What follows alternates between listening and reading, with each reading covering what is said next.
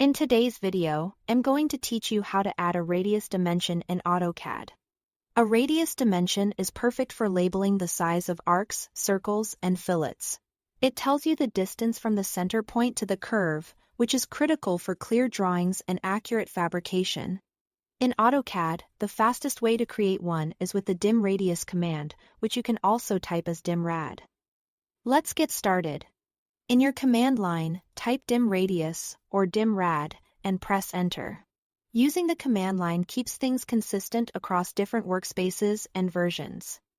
And it ensures you are launching the exact tool you need. Next, click directly on the object you want to measure. This can be a full circle, a single arc, or an arc segment within a polyline. AutoCAD will detect the object's geometry and preview a radial dimension extending from its center.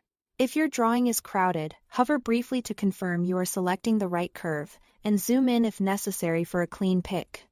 Object snaps can help you stay precise, especially around tight fillets. Now move your cursor to place the dimension. As you drag, you'll see the leader line and text update live, showing you how the callout will look. Position it where it's readable and won't collide with other annotations or geometry. A good practice is to keep a consistent offset from the object and to avoid crossing lines that could make the drawing harder to interpret. When you are satisfied with the placement, click once to fix its location. By default, AutoCAD prefixes the measurement with an R, so a radius of 25 units appears as R25.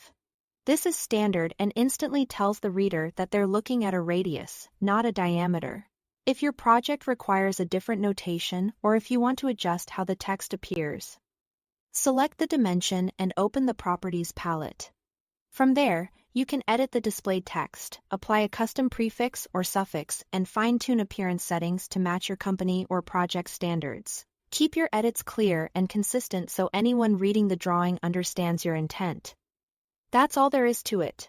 Practice this on a few sample curves to build speed and confidence, and your drawings will look professional and stay easy to interpret. Thanks for watching.